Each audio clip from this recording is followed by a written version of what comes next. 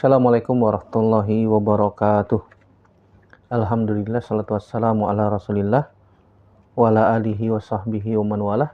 Asyhadu an la ilaha illallah wahdahu la syarikalah wa asyhadu anna Muhammadan abduhu wa rasuluhu la nabiyya ba'dah amma ba'd. Fa inna asdaqal hadits kitabullah wa khairal hadi Muhammadin sallallahu alaihi wasallam. Syarrul umuri muhdatsatuha wa kullu muhdatsatin bid'ah wa kullu bid'atin dhalalah wa kullu dhalalatin finnar.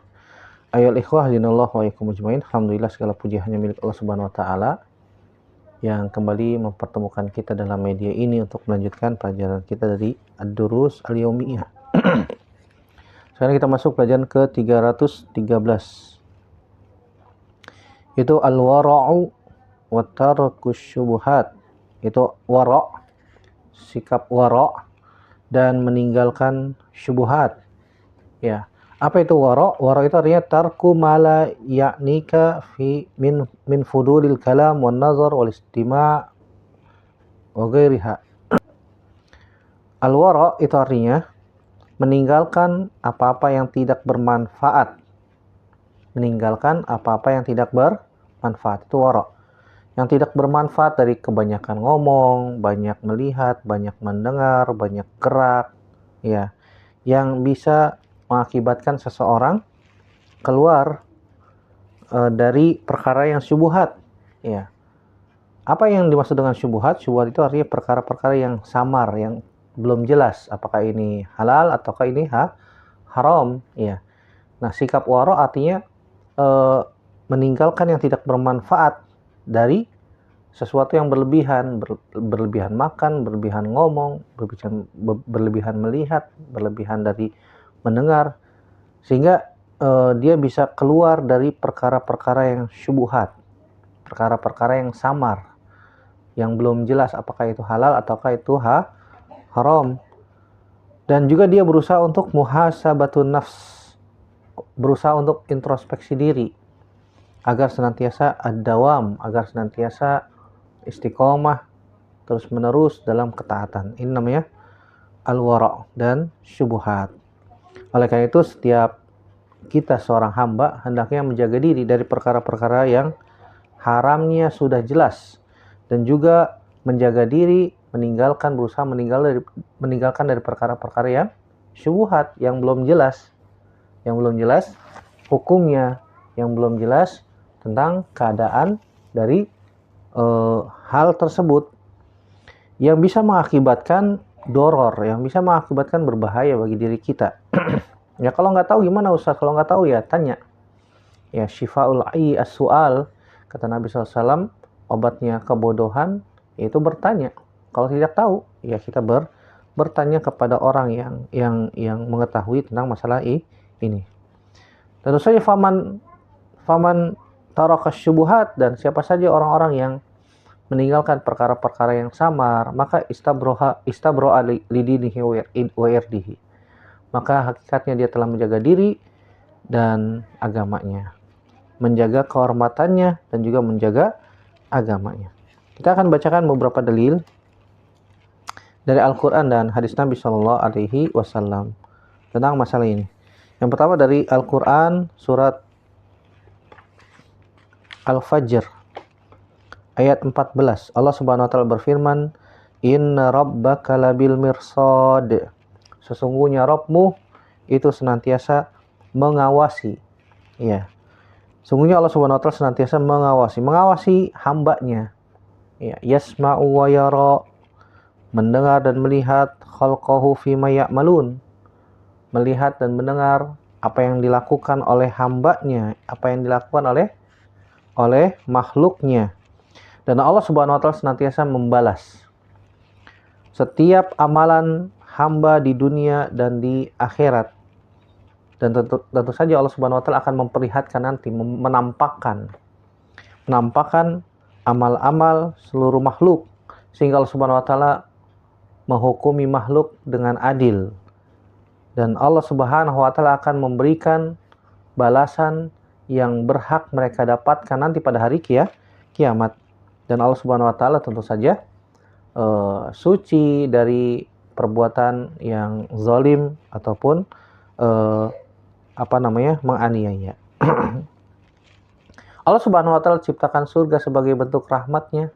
Allah Subhanahu wa taala siapkan juga neraka bagi siapa saja yang berbuat menentang jur, maksiat, dosa di muka bumi sebagai bentuk keadilan Allah Subhanahu wa taala.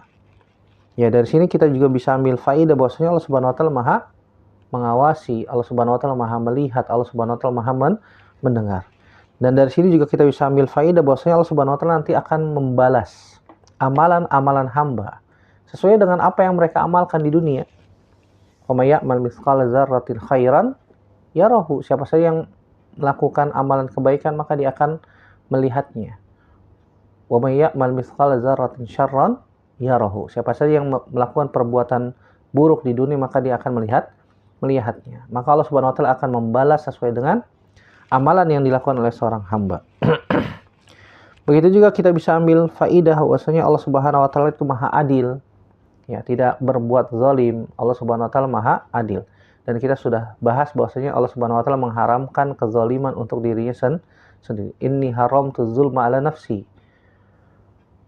Fajaltu bainahum muharraman fala tazalamu. Kata Allah Subhanahu wa taala dalam hadis qudsi, sungguhnya aku mengharamkan kezaliman bagi diriku sendiri. Dan juga aku haramkan kezaliman di antara kalian wahai hambaku, maka janganlah kalian saling menzalimi. Allah Subhanahu wa taala tidak zalim terhadap hambanya. Kita akan baca selanjutnya dari hadis Nabi Shallallahu alaihi wasallam yang pertama, yaitu hadis Nu'man bin Bashir radhiyallahu taala anhu. Beliau mengatakan, sami'tu Rasulullah Shallallahu alaihi wasallam yaqul. Aku pernah mendengar Nabi sallallahu alaihi wasallam bersabda, kata Nu'man bin Bashir. Nabi SAW bersabda, innal halala bayyinun wa innal harama bayyinun wa bainahuma mushtabihatun la ya'lamuhunna katsirun minan nas. Faman ittaqa syubuhat istabra'a li dinihi wa irdihi. Wa man waqa'a fi syubuhat waqa'a fil haram. Karra'i yar'a hawlal hima yushiku an yarta'a fihi. Ala wa inna likulli malikin hima, ala wa inna himallahi maharimuh. Ala wa inna fil jasadi mudghah, idza salahat salahal jasadu kulluh, wa idza fasadat fasadal jasadu kulluh, ala wa hiyal qalbu, muttafaqun alaihi. Ya, kata Nabi sallallahu alaihi wasallam, sungguhnya yang halal itu sudah jelas, yang haram juga sudah jelas. Dan di antara yang halal dan yang haram itu ada perkara yang samar, yang belum diketahui hukumnya oleh kebanyakan manusia. Siapa saja yang menjaga diri dari perkara yang syubhat, maka hakikatnya dia telah menjaga agamanya dan kehormatannya. Dan siapa saja yang terjatuh kepada perkara yang syubhat, maka hakikatnya dia terjatuh kepada perkara yang haram. Karra'i, seperti seorang pengembala kambing, yar'a haulal hima, yang dia mengembalakan kambingnya di sekitar daerah larangan. Ala wa inna likulli malikin hima, ketahuilah setiap raja itu punya daerah larangan, ada batasan-batasan wilayahnya. Ala wa inna himallahi maharimu, ketahuilah bahwasanya daerah batasan Allah adalah yang Allah haramkan. Ala wa inna fil jasadi mudghah, ketahuilah bahwasanya dalam jasad, dalam tubuh itu ada segumpal darah. Idza salahat salahal jasadu kulluh, jika segumpal darah itu baik maka akan baik pula seluruh tubuhnya. Wa idza fasadat fasadal jasadu kulluh, jika segumpal darah itu buruk maka akan buruk pula seluruh tubuhnya. Ala wahiyal qalbu, ketahuilah itu adalah jantung, jantung. Muttafaqun alaihi, diriwayatkan Imam Bukhari di nomor 126 dan Muslim nomor 1599, dan riwayatnya banyak dengan lafaz yang hampir mirip ya, hampir sama. Nabi SAW mengatakan innal halala bayyin, sungguhnya yang halal itu sudah jelas ya. Dalam Al-Qur'an sudah jelas bahwasanya daging babi haram ya. Tidak boleh dimakan ya. Dan sesuatu yang halal sudah jelas, dan kita tahu bahwasanya sesuatu yang halal itu lebih banyak daripada yang haram. Makanya asalnya segala sesuatu, asalnya makanan itu asalnya adalah halal. sampai ada dalil yang mengharamkan makanan tersebut. Kalau misalnya kita tidak tahu hukumnya gimana Ustaz, maka dikembalikan ke asal. Asalnya halal. Sampai ada dalil yang melarangnya. Ada nggak dalil yang melarang makan ini? Kalau misalnya tidak ada, ya berarti kembali ke hukum asal. Itu boleh. Sampai ada dalil yang menjelaskan bahwasanya itu haram. Seperti Nabi SAW ditawari makan dop panggang. Iya. Nabi SAW tidak memakan bukan berarti itu haram. Tapi Nabi SAW mengatakan, ketika sahabat, wahai Rasulullah, apakah ini haram? Kata Nabi SAW, tidak. Walakin laisa bi ardi qaumi. Tapi makanan dop panggang itu bukan makanan kebiasaan kaumku, bukan makanan kebiasaan orang-orang Mekah. Ya. Ini Nabi SAW tidak memakannya bukan karena haram, tapi karena nggak biasa makan. Ya. Sehingga para sahabat pun makan. Dan Nabi membiarkan. Menunjukkan bahwasanya itu boleh. Kalau hal itu dilarang, tentu saja Nabi SAW sudah melarangnya. Nggak boleh makan, itu haram. Kan jelas. Itu jelas. Jadi, asalnya segala makanan itu halal sampai ada dalil yang melarangnya. Kalau ada dalil yang melarangnya, berarti itu haram. Seperti misalnya daging kodok. Ya, nggak boleh makan kodok. Karena Nabi SAW melarang membunuh kodok. Ya. Otomatis kalau makan kodok harus dibunuh dulu, dan Nabi melarang membunuh kodok.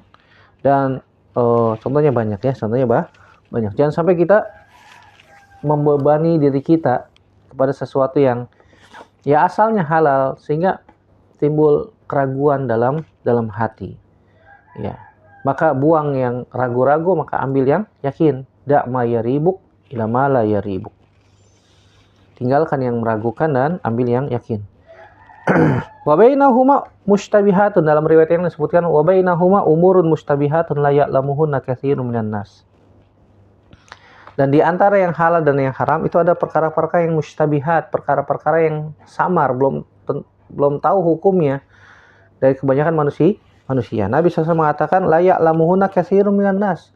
Yang kebanyakan manusia tidak mengetahui hukumnya. Bukan berarti seluruh manusia nggak tahu. Menunjukkan ada sebagian manusia yang tahu hukumnya. Bagi orang awam ini nggak tahu hukumnya. Tapi bagi ahli ilmu, bagi ulama yang mengetahui tentang dalil, bahwasanya mereka mengetahui hukumnya. Maka Nabi SAW mengatakan la ya'lamuhunna katsirun minan nas. Kebanyakan manusia tidak mengetahui hukumnya. Bukan berarti seluruh manusia tidak mengetahui. Ya, ada sebagian manusia yang mengetahui. Kewajiban yang tidak mengetahui maka bertanya kepada yang tahu. Iya. Kewajiban yang tidak tahu bertanya kepada yang tahu. Misalnya orang awam tanya, Ustadz, makan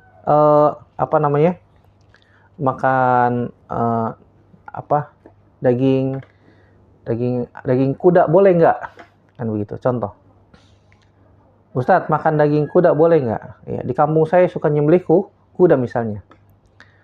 Maka kebanyakan orang awam misalnya nggak tahu daging kuda itu halal atau haram. Maka dikembalikan ke asalnya boleh sampai ada dalil yang melarang. Dan ternyata tidak ada dalil yang melarang. Menunjukkan bahwasannya makan daging kuda hukumnya boleh. Ya, hukumnya boleh. Karena bagi yang melarang, bagi yang mengatakan haram, maka dia wajib mendatangkan dalil. Wajib mendatangkan dalil bahwasanya daging kuda itu haram. Mana dalilnya? Kalau tidak ada dalil yang menyatakan bahwasanya daging kuda itu haram, ya kembalikan ke asal. Asalnya segala makanan sembelihan yang disebutkan nama Allah Subhanahu wa taala maka halal. Ya. Kullu ma dzukira rasmullahi fakul. Ya. Setiap sembelihan yang disebutkan nama Allah Subhanahu wa taala maka makan. Kata Nabi sallallahu alaihi wasallam. Faman ittaqa syubuhat, siapa saja yang menjaga diri dari perkara yang syubuhat, dari perkara yang samar, maka dia telah menjaga dirinya dari menjaga agama dan kehormatannya. Orang yang suka mengambil sesuatu yang belum tahu hukumnya halal atau haram, maka dia lebih dekat kepada sesuatu yang haram. Kata Nabi SAW, "Man waqa'a fi syubuhat waqa'a fil haram." Kalau misalnya dia sudah terbiasa mengambil perkara-perkara yang samar yang belum tentu tahu hukumnya, maka dia akan lebih mudah lagi mengambil yang haram. Kenapa? Karena sudah terbiasa. Tapi kalau misalnya ada orang yang menjaga diri, wah ini halal apa haram ya? Waduh, saya nggak tahu hukumnya nih, saya tinggalin dulu deh. Dia meninggalkan perkara yang samar. Faman ittaqa syubuhat faqad istabro'a lidinihi wa irdihi. Siapa saja yang menjaga diri dari perkara-perkara yang samar, maka hakikatnya dia telah menjaga agama dan kehormatannya. Sehingga dia tidak mudah-mudah, tidak gampang-gampang untuk mengambil sesuatu. Seperti misal, Ustadz, saya dikasih uang nih Ustadz. Hadiah. Hadiah apa? Iya, saya ngajar di lembaga pendidikan, saya dikasih hadiah bagi rapot. Iya. Boleh nggak saya ambil? Ya. Boleh nggak saya ambil hadiah dari wali murid tersebut? Maka kita katakan itu muridnya masih belajar di sekolah. Itu tidak masih Ustaz. Maka nggak boleh. Maka hukumnya tidak boleh. Ya, maka itu hukumnya riswah. La'anallahu rashi wal murtashi. Seperti hadayal ummal, hadiah kepada pegawai. Ini hukumnya haram, tidak boleh. Ya, tidak boleh menerima hadiah dari wali murid selama murid itu masih sekolah di lembaga pendidikan tersebut. Ya, maka guru tidak boleh menerima hadiah dari wali murid. Apakah di sekolah ataukah di rumahnya? Kadang-kadang wali santri begitu. Ya udah nggak boleh ngasih di sekolah, ngasihnya di rumah, diem-diem. Tetap aja nggak boleh selama santri tersebut, selama murid tersebut masih belajar di lembaga pendidikan yang guru tersebut mengajar. Kecuali kalau misalnya anak itu udah lulus, ya nggak ada kaitannya lagi sama lembaga pendidikan itu, maka tidak ada masalah. Tapi selama anak itu masih belajar, ya kenapa diharamkan? Karena akan berkaitan dengan hati. Ya, seorang guru itu akan mengatakan, Masya Allah, ini orang tuanya baik banget, kasih hadiah saya benda yang mahal, jam mewah misalnya, tas lah, apalah, kan begitu. Sehingga nanti dia cerita kepada guru-guru yang lain, itu fulan itu orang tuanya baik banget. Iya. Sehingga akan berpengaruh kepada nilai. Wah, ini mah Masya Allah anaknya baik, Masya Allah orang tuanya juga baik, udah kasih 9 nilainya. Beda sama misalnya, waduh orang ini mah, anak ini mah orang tuanya pelit banget, seperti pembagian rapot nggak pernah kasih hadiah, udah kasih 7 aja. Akan berpengaruh kepada apa? Hati. Dan berpengaruh kepada muamalah beserta nilai. Maka ini diperhatikan. Saudaraku rahimanillah, ayakum ajma'in. Siapa saja yang sudah terjatuh kepada perkara yang syubhat, maka dia gampang terjatuh kepada perkara yang haram. Kenapa? Karena udah biasa. Sudah terbiasa. Sebaliknya orang yang berusaha menjaga diri dari perkara yang syubhat, maka dia telah menjaga agama dan kehormatannya. Dia menjaga kehormatannya dari perkara-perkara yang haram. Dari perkara yang syubhat. Karai, kemudian Nabi SAW memberikan permisalan. Ini kebiasaan Nabi SAW ketika menjelaskan, memberikan permisalan untuk mendekatkan pemahaman supaya orang yang mendengar lebih paham, ya. Qara'iyar ahawlal hima yushiku ayyata afihi. Ala wa inna likulli malikin hima, ala wa inna himallahi maharimuhu.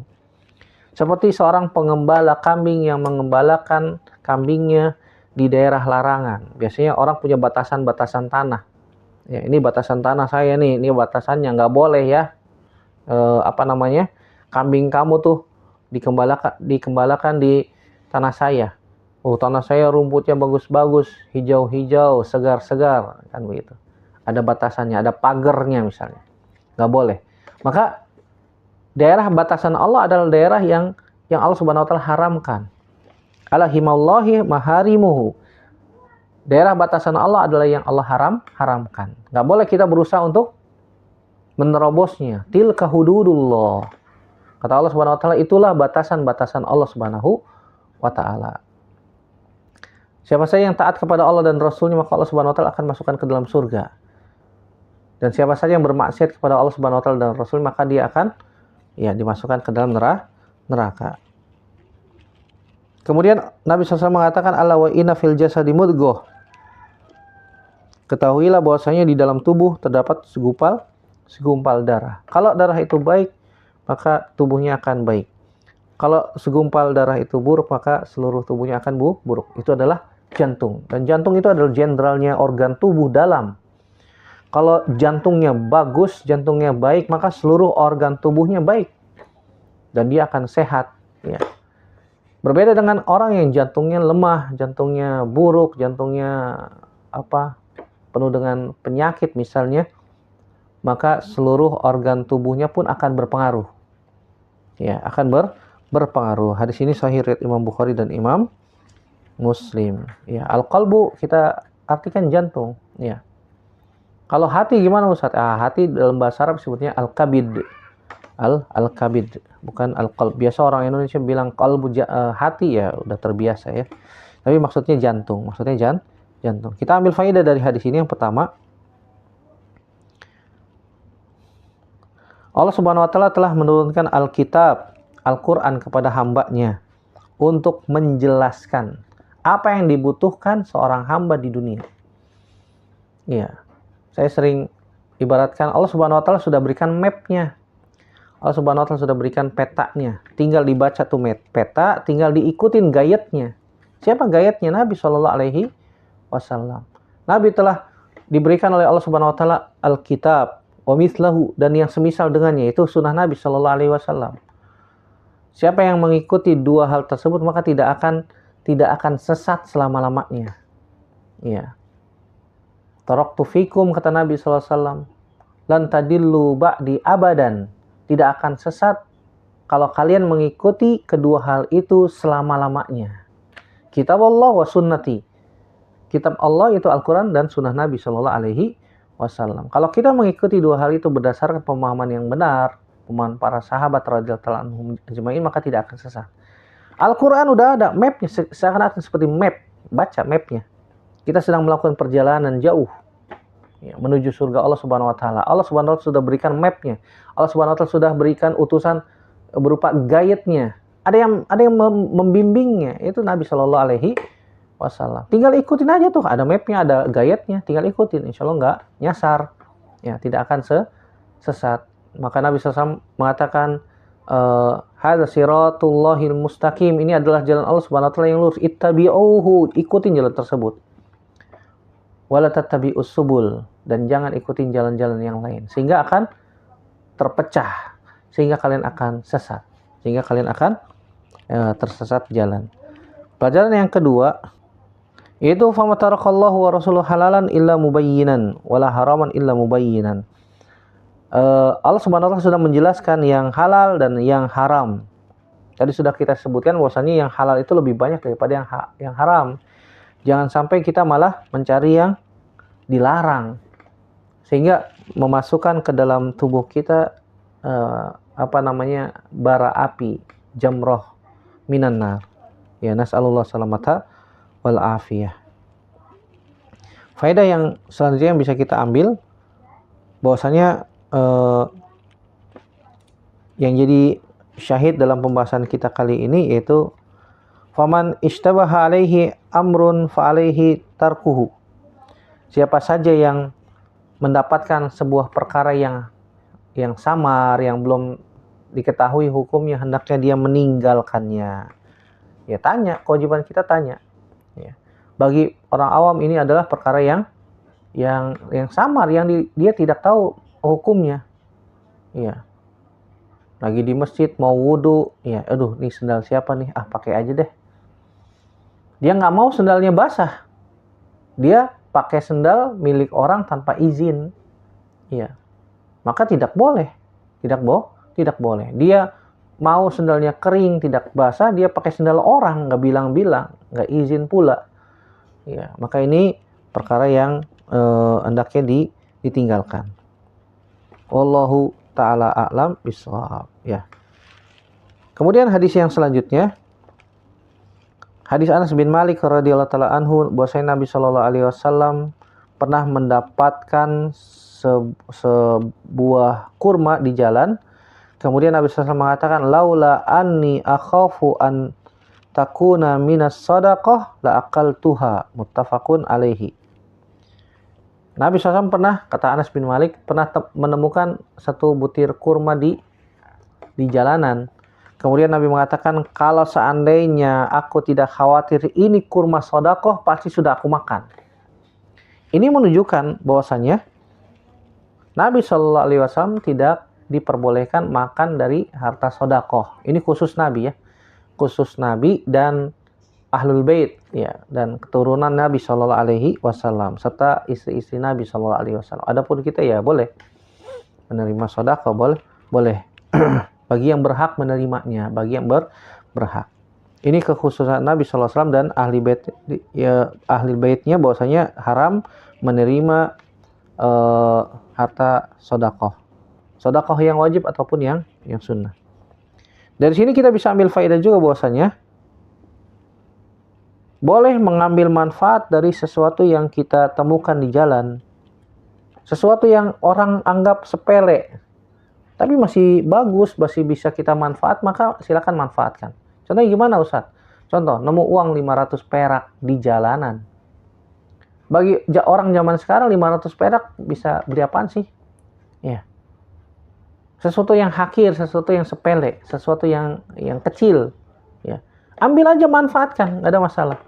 Kecuali kalau namunya 100 juta, beda lagi ceritanya. Ya, ini nemu uang 1000 perak, logam atau 500 perak di jalan, ambil aja, manfaatkan. Manfaatkan buat apa Ustaz? Ya, masukin ke kotak amal buat infak. Ya. Kalau banyak kan jadi bernilai, ya, jadi bermanfaat, dikumpulin, nggak ada masalah, tidak ada masalah. Atau kita manfaatkan untuk yang lain, boleh. Nabi SAW mengatakan, laula anni akhafu an takuna minas sadaqal akaltuha. Nabi menemukan satu butir kurma berapa sih harganya? Kalau kita beli kurma biasanya berapa? Sekilo gitu ya, kiloan dia, bukan per butir. Kecuali kalau kurmanya kurma yang besar, kurma besar segini misalnya, itu mungkin bisa dijual satuan. Tapi kalau kurma-kurma biasanya jualnya kiloan ya. Sesuatu yang hakir, sesuatu yang dianggap remeh oleh manusia, maka ambil dan manfaatkan. Dari sini juga kita bisa ambil faedah al-hasu ala iltiqati ta'am min at-tariq wa akalahu in kana shalihan. Anjuran untuk mengambil makanan yang terjatuh di jalan. Kalau misalnya kita lagi makan, jatuh di jalan dan ternyata masih bisa dibersihkan, maka bersihkan dulu kemudian makan. Iya. Jangan jatuh makanan sedikit, aduh kotor, buang. Padahal itu bisa dibersihkan. Iya. Ini termasuk meninggalkan sesuatu yang mubazir ya. Dan mubazirin kanu ikhwanas syayatin. Begitu juga kita berusaha untuk meninggalkan perkara yang diharamkan oleh Allah Subhanahu wa taala. Nabi SAW adalah orang yang paling warok meninggalkan sesuatu yang haram. Kata Nabi SAW, laula anni akhafu an takuna minas sadaqal akaltuha. Kalau seandainya aku tidak khawatir ini adalah bukan kurma sedekah, saya akan makan. Kalau saya tahu ini kurma bukan kurma sedekah, saya makan. Tapi saya nggak tahu ini kurma sedekah atau bukan. Nabi nggak tahu ini kurma sedekah atau kurma bukan sedekah. Ya, sehingga ditinggalkan. Dari sini kita bisa ambil faidah. Kalau misalnya kita nggak tahu sesuatu ini boleh atau tidak, maka kita ambil kesimpulan yang tidak boleh sebagai bentuk ihtiyaton, sebagai bentuk kehati-hatian, sebagai bentuk hati-hatian. Ya. Kalau misalnya boleh ya sudah, kita nggak ada bermasalah. Kalau misalnya nggak boleh, kita aman dari sesuatu yang haram. Kalau orang yang sudah terbiasa, ambil aja lah, makan lah, kan begitu. Yang penting saya bisa makan, yang penting saya kenyang, yang penting saya dapat duit. Nah, ini repot. Artinya dia sudah terbiasa mengambil sesuatu yang syubhat. Ya. Wallahu ta'ala a'lam bishawab. Kemudian yang terakhir, hadis Nawas bin Sam'an radhiyallahu ta'ala anhu, bahwasanya Nabi SAW pernah bersabda, al-birru husnul khuluq wal ithmu ma haka fi nafsik wa karihta an yattali alaihin nas. Kata Nabi SAW, kebaikan itu adalah akhlak yang baik, akhlak yang mulia, dan dosa adalah sesuatu yang meragukan di dalam dirimu dan engkau tidak suka orang mengetahuinya. Hadis ini riwayat Imam Muslim, hadis nomor 2553. Dari sini kita bisa ambil faidah bahwasanya anjuran untuk senantiasa berakhlak baik yang mulia. Karena itulah Islam. Islam itu akhlak mulia. Maka siapa saja yang mengklaim dirinya muslim, dia harus berakhlak mulia. Tampilkan kepada manusia bahwasanya, oh saya muslim. Muslim itu adalah seorang yang berakhlak mulia. Faedah yang kedua, dosa itu punya dua tanda. Tanda yang pertama, an yataraddad fi nafsi. Ya, ada keraguan dalam jiwa. Ada kalau jiwanya ini jiwa yang sehat ya, hati yang selamat, dia akan ada keraguan ketika mendapatkan sesuatu yang di sana terdapat dosa. Ya. Beda kalau hatinya sakit, beda kalau hatinya mati. Orang yang hatinya mati mengambil sesuatu yang dosa itu sudah tidak ada efek lagi bagi dia, biasa aja. Beda sama orang yang hatinya sehat. Atau hatinya sakit, ada keraguan di dalamnya. Kemudian tanda dosa yang kedua adalah an yakraha ittila an-nas alaihi. Orang kita nggak mau orang melihat kita berbuat dosa. Kalau hatinya masih sehat. Biasanya mereka melakukan dosa ngumpet-ngumpet. Orang nggak tahu, dia ngumpet-ngumpet. Beda sama orang yang hatinya sudah mati. Orang mengetahui dia berbuat dosa, masa bodoh. Ya, tidak ngaruh. Yang penting dia bisa happy katanya. Maka dia dikhawatirkan hatinya sudah mati, sudah terbiasa dengan dosa dan maksiat. Beda sama orang yang hatinya sehat, ketika dia melakukan dosa, ada keraguan dan dia nggak mau orang mengetahuinya. Oh, berarti hatinya masih ada iman di dalam hatinya. Karena dia menganggap bahwasanya ini adalah sesuatu yang tidak boleh diketahui oleh manusia. Terus gimana Ustaz sikap kita terhadap hal yang tadi? Maka memperbanyak khauf, memperbanyak takut kepada Allah. Orang yang takut kepada Allah maka tidak akan berani berbuat dosa dan maksiat. Dalam hadis ini juga terdapat dalil bahwasanya hati yang selamat, hati yang sehat, maka dia akan berusaha untuk senantiasa memperlihatkan kebaikan. Ya. Ini biasanya demikian fitrahnya manusia, kalau melakukan kebaikan dia biasanya mau untuk dilihat orang. Dan sebaliknya kalau dia melakukan dosa, sesuatu yang tercela, maka dia berusaha untuk sembunyi. Ya. Terus gimana Ustaz perkara dosa yang telah kita lakukan dahulu? Ya maka jangan diungkap kepada manusia. Allah Subhanahu wa ta'ala sudah tutup. Maka jangan kita ceritakan kepada manusia. Sambil kita minta kepada Allah Subhanahu wa ta'ala ampunan. Sambil kita minta kepada Allah Subhanahu wa ta'ala ya agar kita dihapuskan dosa-dosa kita. Semoga bermanfaat yang sedikit ini untuk saya pribadi dan semua yang mendengarkan. Semoga Allah Subhanahu wa ta'ala memberikan kepada kita sikap wara, ya, berusaha untuk senantiasa meninggalkan perkara-perkara yang syubhat, yang kita tidak mengetahui hukumnya apakah itu halal ataukah itu haram. Semoga Allah Subhanahu wa ta'ala memberikan kepada kita taufik agar kita senantiasa berusaha di dalam track ketaatan kepada Allah Subhanahu wa ta'ala sampai akhir hayat. Semoga Allah Subhanahu wa ta'ala memberikan kepada kita istiqomah di atas jalan tersebut, di atas jalan iman, Islam dan sunnah Nabi sallallahu alaihi wasallam. Semoga Allah Subhanahu wa ta'ala menutup usia kita dengan husnul khatimah dan dimasukkan ke dalam surga tanpa hisab, tanpa azab. Amin ya rabbal alamin. Terima kasih atas atensinya. Semoga bermanfaat.